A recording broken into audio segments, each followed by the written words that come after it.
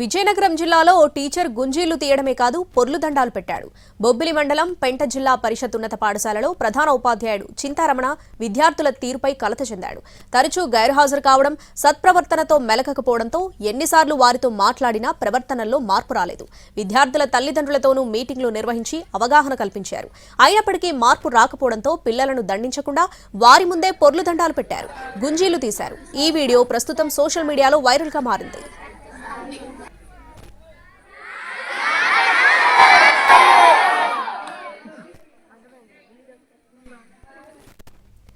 ఈ వీడియోపై స్పందించారు మంత్రి నారా లోకేష్. స్కూల్ ప్రిన్సిపల్ చింతారమణను అభినందించిన మంత్రి పిల్లలను దండించకుండా అర్థం చేసుకునేలా స్వీయ క్రమశిక్షణ ఆలోచన బాగుందని కొనియాడారు.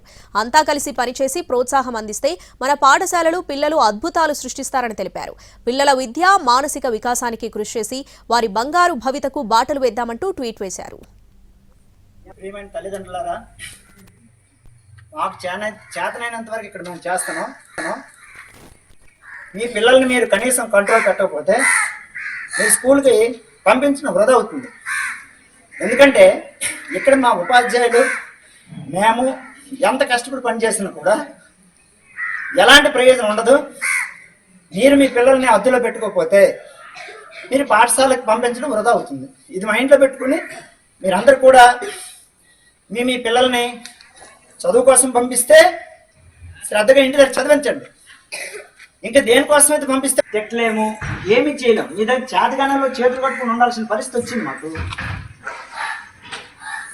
అంటే ఇంత చెప్తున్నా కూడా ఒకటిలో ప్రవర్తనలో మార్పు లేదు, ఒక చదువు లేదు, ఒక రైటింగ్ స్కిల్ లేదు, రీడింగ్ స్కిల్ లేదు. అసలు ఏంటి ప్రాబ్లం? మీదా మాదా? మాదేనా? మాదైతే చెప్పండి. మీ అందరికి చిన్న దండం పెట్టి కొడుకుని పెట్టి పెట్టేస్తాను. మీ అందరికి చిన్న దండం పెట్టి కొడుకుని పెట్టి పెట్టేస్తాను. మరి